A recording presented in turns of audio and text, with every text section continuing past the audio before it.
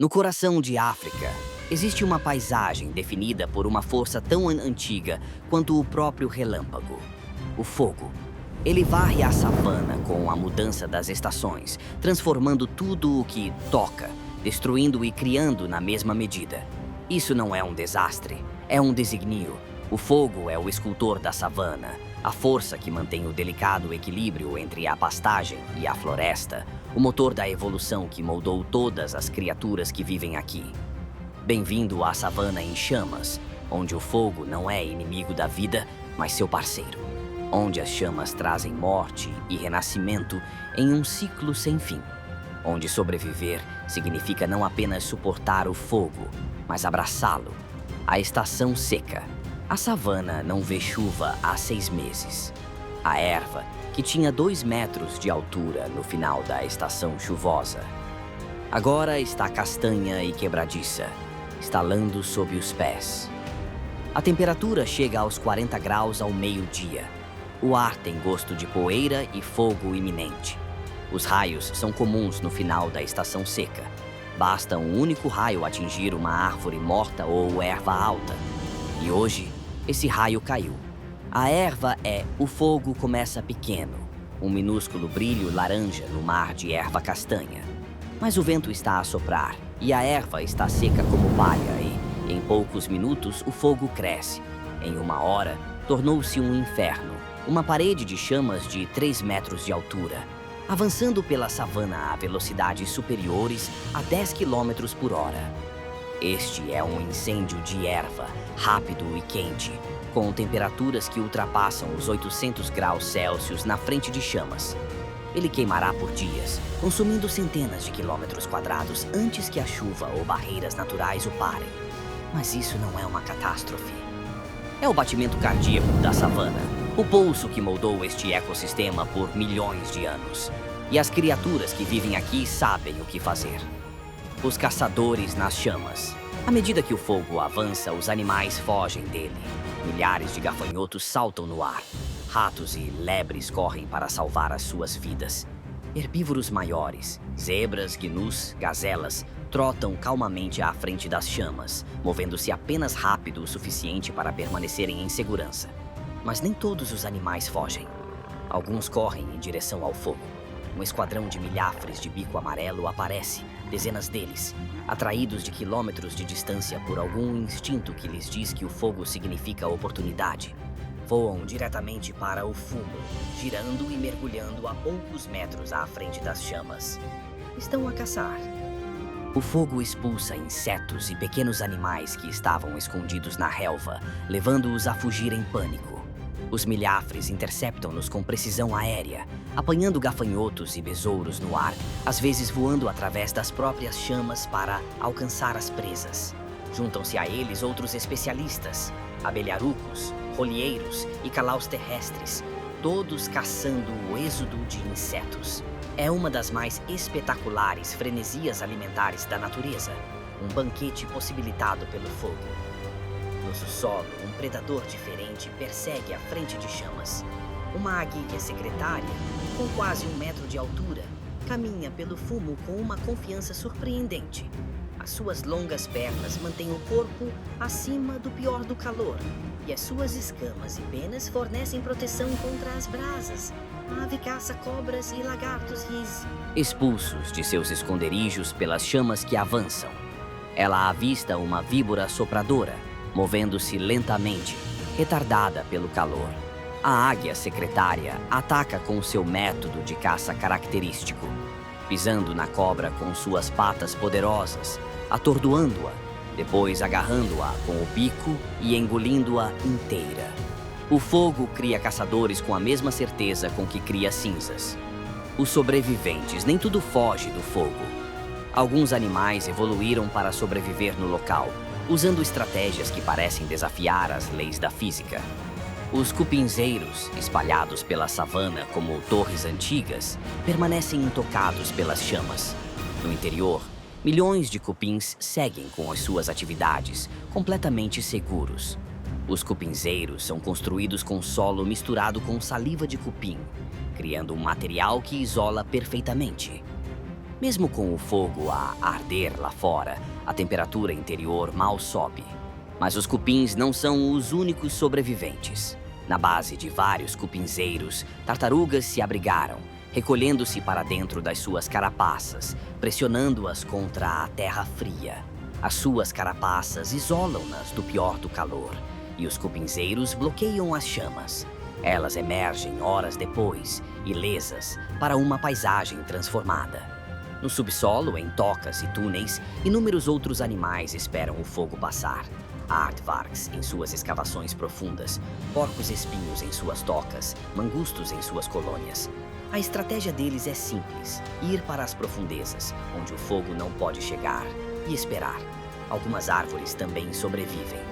Os baobás, com a sua casca espessa e resistente ao fogo, permanecem como sentinelas nas chamas, quase sem ficar chamuscados. As acácias queimam na base, mas as suas copas permanecem intactas, permitindo-lhes rebrotar assim que o fogo passa. Esses sobreviventes não têm sorte. Eles estão adaptados, moldados por inúmeros incêndios ao longo de milhões de anos, e a sua própria existência é uma prova do papel do fogo, como destruidor e escultor. As consequências. Ao amanhecer, o fogo já passou. O que ontem era um mar dourado de ervas altas, agora é uma planície enegrecida, ainda fumegante, pontilhada com as cinzas brancas da vegetação consumida. A paisagem parece apocalíptica, morta, acabada, mas as aparências enganam. À medida que o sol nasce, os primeiros animais regressam. Agora não fogem, mas procuram. Uma manada de zebras aproxima-se cautelosamente, testando o solo ainda quente com os cascos. Começam a pastar cinzas, lambendo-as do chão, consumindo os minerais concentrados pelo fogo. Os gnus seguem, depois as gazelas, depois os búfalos. Não estão a comer erva, não há erva para comer. Estão a consumir nutrientes: cálcio, fósforo, potássio, todos os minerais que estavam presos na vegetação seca, agora libertados pelo fogo e concentrados nas cinzas. E sob as cinzas, algo milagroso já está a acontecer. A erva não está morta. As suas raízes, protegidas no subsolo, sobreviveram. E o fogo fez algo notável. Removeu anos de material morto acumulado, permitindo que a luz solar atingisse o solo, aquecendo-o e estimulando o crescimento. 48 horas após o incêndio, os primeiros brotos verdes aparecem. Em uma semana, a área queimada está mais verde do que a savana não queimada. Em um mês, será um tapete exuberante de grama jovem e nutritiva, muito mais valiosa para os herbívoros do que a vegetação velha e seca que existia antes. O fogo não destruiu a savana, ele a renovou. A sucessão de pastagem. O recrescimento após o fogo segue um padrão previsível, e diferentes espécies evoluíram para explorar diferentes estágios dessa sucessão. Primeiro vêm as zebras. São animais que se alimentam em grandes quantidades, capazes de comer erva dura e madura, mas que preferem os rebentos frescos que aparecem imediatamente após o incêndio. Pastam intensivamente nas áreas queimadas, com os seus dentes fortes e mandíbulas poderosas, a processar vegetação que outros herbívoros não conseguem lidar. Atrás das zebras vêm os gnus. Preferem a erva que foi cortada pelas zebras, o segundo crescimento tenro e rico em proteínas. Movem-se pelas áreas queimadas como um cortador de relva vivo, pastando em enormes manadas, convertendo a erva em músculo e leite com uma eficiência notável. Por fim, vêm as gazelas. São os animais mais seletivos, escolhendo apenas as pontas de erva e as forbes mais jovens e nutritivas. Seguem os gnus, aproveitando a relva perfeitamente preparada, extraindo o máximo de nutrição do mínimo de volume. Esta é a sucessão de pastagem, uma rotação natural possibilitada pelo fogo. Cada espécie prepara a paisagem para a seguinte, criando uma cascata de oportunidades de alimentação que sustenta algumas das maiores concentrações de grandes mamíferos da Terra. A área queimada torna-se um ímã, atraindo herbívoros de toda a savana. E onde os herbívoros se reúnem, os predadores seguem. A oportunidade dos predadores. Um bando de leões observa de um afloramento rochoso com vista para a planície queimada. Eles não se moveram em direção ao fogo, mas têm observado, esperado, compreendendo que a oportunidade está a chegar. Agora, com milhares de herbívoros concentrados no crescimento fresco, os leões entram em ação. Mas caçar é mais difícil aqui do que na relva alta. Não há cobertura, nenhum lugar para se esconder. A planície queimada não oferece ocultação nem para predadores nem para presas. Os leões adaptam-se, caçam ao amanhecer e ao anoitecer, quando a luz baixa cria sombras longas. Usam cupinzeiros como cobertura, aproximando-se a favor do vento, movendo-se com paciência infinita. Uma caçada que levaria 1 hora na relva alta, leva 3 horas na planície queimada. Mas quando tem sucesso, as recompensas são substanciais. Uma zebra morta alimenta o bando por 2 dias, e há sempre mais zebras, atraídas irresistivelmente pelo novo crescimento nutritivo. As chitas também se beneficiam do fogo. Ao contrário dos leões, elas caçam com velocidade em vez de furtividade, e o terreno aberto favorece a sua estratégia. Uma chita fêmea com 3 filhotes adolescentes mudou-se para a área queimada especificamente para ensinar os seus filhotes a caçar. A visibilidade permite que os filhotes observem a sua técnica, aprendendo por observação de maneiras impossíveis na relva alta.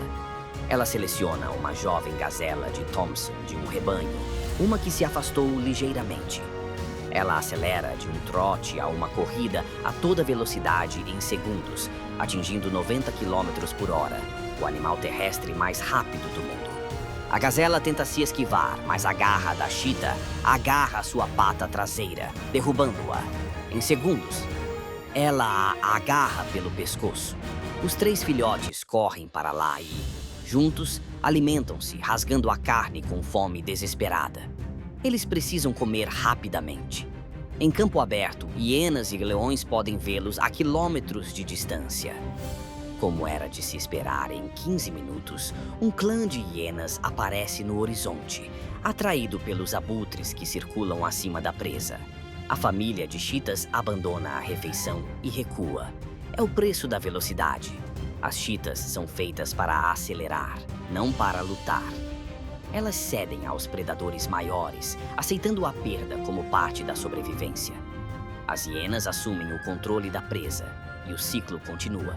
O fogo molda não apenas a paisagem, mas também as interações de todas as espécies que vivem aqui. Os seguidores do fogo. Algumas espécies evoluíram para seguir o fogo tão de perto que parecem dançar com as próprias chamas. Os abelharucos carmim são talvez os seguidores do fogo mais espetaculares. Eles nidificam em colônias de milhares ao longo das margens dos rios, e quando os incêndios varrem a savana, colônias inteiras se mudam para as áreas queimadas, passando dias a caçar os insetos expulsos pelas chamas e atraídos pelo novo crescimento. São acrobatas aéreos, apanhando abelhas, vespas e libélulas em pleno voo, usando as suas longas penas da cauda para manobras impossíveis. Empoleiram-se em tudo o que resta em pé. Tocos de árvores queimadas, cupinzeiros, chifres de búfalos, procurando presas, chamando uns aos outros em comunicação constante. Os estorninhos de crista são igualmente oportunistas. Eles seguem à frente do fogo em enormes bandos, às vezes chegando a dezenas de milhares. Alimentam-se de insetos que fogem das chamas e depois mudam-se para as áreas queimadas para se banquetear com insetos atraídos pelas cinzas e pela nova vegetação. Os mais notáveis de todos são os drongos de cauda bifurcada. Essas aves pretas são imitadoras talentosas, capazes de imitar os gritos de alarme de dezenas de outras espécies. Elas usam esse talento para roubar, dando falsos alarmes para afugentar outras aves da comida e, em seguida, roubando-a para si mesmas. Nas áreas queimadas, os drongos funcionam como sentinelas, pousando no alto de árvores mortas, observando predadores e dando gritos de alarmes reais, quando o perigo se aproxima. Em troca, bandos mistos de outros pássaros toleram a sua presença, aceitando roubos ocasionais como o preço da segurança. É uma teia complexa de relações, todas possibilitadas pelo fogo, todas dependentes do ciclo previsível de queimadas e recuperação. À noite, após o incêndio, à medida que a escuridão cai sobre a savana queimada, um elenco diferente de personagens surge. O solo ainda está quente devido ao fogo, irradiando calor para o ar frio da noite. Este calor atrai criaturas que normalmente evitariam terrenos abertos. Uma lebre primaveril, um roedor bizarro que se move saltando nas patas traseiras como um pequeno canguru, emerge da sua toca. Alimenta-se dos primeiros rebentos verdes, aproveitando a falta de cobertura que esconderia predadores. Os seus olhos enormes, projetados para a visão noturna, procuram constantemente por perigo. Esse perigo chega na forma de um caracal, um felino de tamanho médio com tufos pretos distintos nas orelhas. O caracal é um dos caçadores mais eficientes de África, capaz de apanhar pássaros em pleno salto, atingindo alturas de 3 metros. Mas esta noite ele está a caçar lebres da primavera. O caracal move-se em silêncio absoluto pela cinza, as suas patas deixando marcas nítidas no solo ainda quente. Ele avista a lebre da primavera a 30 metros de distância e começa a persegui-la. Ao contrário do que acontece durante o dia, quando a planície queimada não oferece cobertura, a própria escuridão proporciona camuflagem. O caracal chega a 5 metros antes que a lebre da primavera o sinta. A lebre lança-se no ar, cobrindo 4 metros num único salto. Mas o caracal é mais rápido. Ele intercepta essa lebre no meio do salto, derrubando-a com uma pata precisamente direcionada. A caçada termina em segundos. No alto, corujas das torres patrulham as áreas queimadas, sua audição excepcional detectando o menor movimento de roedores nas cinzas. Uma única coruja pode capturar uma dúzia de ratos em uma noite, atraída para as áreas queimadas pela concentração de presas. O fogo criou áreas de caça que persistirão por semanas, sustentando os predadores durante a difícil estação seca tardia, garantindo sua sobrevivência até o retorno das chuvas. O ciclo se completa. 6 semanas após o incêndio, a área queimada está irreconhecível. O que era cinza negra, agora é um tapete de grama verde, pontilhado de flores silvestres que brotaram de sementes que estavam adormecidas no solo há anos.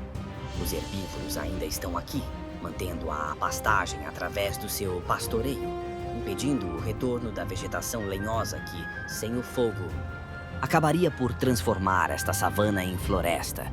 Este é o maior presente do fogo. Ele mantém a diversidade. Sem o fogo, árvores e arbustos invadiriam lentamente a área, sombreando as gramíneas e transformando o ecossistema. Mas o fogo reinicia o relógio, dando à grama uma vantagem competitiva, mantendo as paisagens abertas que sustentam a incrível diversidade da savana africana. Os animais que vivem aqui não são vítimas passivas do fogo, são participantes ativos no ciclo. Os elefantes derrubam árvores, criando combustível para futuros incêndios. Os búfalos pastam seletivamente, criando um mosaico de ervas altas e baixas que queimam com intensidades diferentes. Até mesmo os térmitas, ao concentrarem nutrientes nos seus montículos, influenciam onde e com que intensidade os incêndios queimam. É um sistema moldado por milhões de anos de coevolução, onde o fogo e a vida não são inimigos, mas parceiros num dos ecossistemas mais produtivos da Terra. À medida que a estação chuvosa se aproxima, as nuvens começam a formar-se no horizonte. Em breve, as chuvas chegarão e as áreas queimadas explodirão em um crescimento ainda mais vigoroso. O ciclo continuará, como tem feito há milênios, como deve ser para que a savana sobreviver. Os arquitetos da resiliência. A renovação da savana não está escrita apenas na relva e nas cinzas. Ela é construída por engenheiros, espécies cujas rotinas diárias esculpem a terra de maneiras que amplificam a influência do fogo. Nenhum arquiteto é mais importante do que um elefante. Através da planície queimada, uma manada reprodutora move-se lentamente, reparando em galhos caídos deixados pelo fogo. Com força sem esforço, eles quebram o que resta das árvores mortas, reduzindo os troncos a fragmentos e espalhando-os pelo chão. Isso não é destruição, é preparação. Ao empurrar árvores jovens e limpar o crescimento lenhoso, os elefantes impedem que a floresta recupere a pastagem aberta. E os detritos que eles deixam para trás tornam-se combustível para o próximo incêndio, garantindo que o ciclo permaneça ininterrupto. Perto dali, um grupo de búfalos revolve o solo enegrecido pelas cinzas com os seus cascos pesados, compactando algumas áreas e soltando outras. Essas mudanças alteram o fluxo da água quando as chuvas voltam, moldando onde a próxima vegetação será mais forte. Os javalis juntam-se aos engenheiros paisagistas, remexendo o solo macio em busca de bulbos expostos pelo fogo. A sua escavação constante areja a terra, permitindo que as sementes criem raízes mais facilmente. Nenhum destes animais trabalha com intenção, mas o resultado é deliberado. Uma paisagem continuamente remodelada por gigantes, herbívoros, escavadores e chamas. Esta é a parceria invisível que sustenta a savana em chamas. A vida criando as condições para o fogo e o fogo criando as condições para a vida. As sementes ocultas sob a superfície encontra-se um dos maiores segredos do fogo. Espalhadas pelo solo estão sementes que esperaram não apenas meses, mas anos, algumas até décadas, pelo momento em que o fogo voltaria. Essas sementes pertencem a plantas adaptadas ao fogo, gramíneas resistentes, lírios de fogo, arbustos sensíveis à fumaça. A sua germinação é desencadeada pelo calor, por substâncias químicas na fumaça ou pela remoção da concorrência. Hoje, as primeiras delas despertam. Um lírio de fogo rompe as cinzas com as suas pétalas vermelhas brilhantes, erguendo-se desafiadoramente acima da terra enegrecida. A sua floração é perfeitamente sincronizada. Cores vivas contra uma tela escura atraem polinizadores a quilômetros de distância. Outras sementes respondem a compostos encontrados apenas na fumaça, substâncias químicas que se elevam da vegetação em chamas e se depositam no solo. Sem o fogo, essas plantas nunca brotariam. Algumas gramíneas precisam de calor intenso para quebrar as suas cascas endurecidas. Outras dependem da luz solar que finalmente atinge o solo depois que o fogo remove a densa camada de caules mortos. Essas espécies não apenas toleram o fogo, elas dependem dele. O fogo é o sinal de que as condições finalmente estão adequadas para o crescimento. E à medida que essas plantas crescem, elas criam alimento, abrigo e sombra para insetos, pássaros e mamíferos. A partir de um deserto negro, toda uma comunidade começa a se reconstruir. O renascimento da savana não é por acaso. É uma coreografia, sincronizada, aperfeiçoada, repetida ao longo de milênios. O retorno dos gigantes. À medida que as semanas se transformam em meses, a região queimada transforma-se num imã. Não apenas para os herbívoros, mas também para os titãs das planícies. Uma família de girafas aproxima-se da área regenerada. As suas longas pernas e passos graciosos levam-nas pela paisagem enquanto procuram os novos rebentos das árvores de acácia. O fogo limpou os ramos mais velhos, permitindo um crescimento novo e rico em nutrientes. Para as girafas, esta nova vegetação é um presente sazonal. Mais a leste, os elefantes regressam mais uma vez, desta vez atraídos pela casca amolecida das árvores queimadas pelo fogo. A madeira carbonizada é mais fácil de descascar e os minerais libertados pelo fogo complementam a sua dieta. Os filhotes movem-se cautelosamente pela vegetação renascida, aprendendo os aromas da vegetação fresca, das cinzas e do fumo. Lições que os guiarão na idade adulta. Até os rinocerontes vagueiam pela planície rejuvenescida, atraídos pela erva tenra que surge depois que o fogo limpa a terra. Onde os herbívoros se reúnem, o ecossistema estabiliza-se. Os seus padrões alimentares moldam a estrutura da vegetação renascida, impedindo que qualquer espécie de planta domine. O fogo inicia a renovação. Os gigantes refinam-na. Tempestades de promessas. À medida que a estação seca chega ao fim, a savana começa a mudar novamente. Nuvens de tempestade formam-se no horizonte, nuvens imponentes carregadas de eletricidade e pesadas de umidade. Durante meses, a terra assou sob o sol, esperando por este momento. O vento muda, a temperatura cai ligeiramente, o ar fica denso com o cheiro de ozono. A primeira tempestade de chuva atravessa a savana com a força de uma debandada. Lâminas de água atingem o solo, fazendo com que o vapor suba da terra ainda quente. Relâmpagos rasgam o céu, iluminando as planícies queimadas e renascidas. Essas tempestades completam o ciclo. A água penetra profundamente no solo, despertando raízes adormecidas e nutrindo os rebentos que surgiram após o incêndio. Os riachos enchem-se novamente. Formam-se poças temporárias, atraindo sapos e insetos que estiveram em silêncio durante meses. A savana já não é uma paisagem a recuperar do incêndio.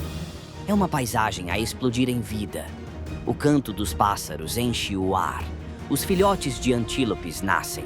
Os predadores voltam a ficar ousados à medida que o número de presas aumenta.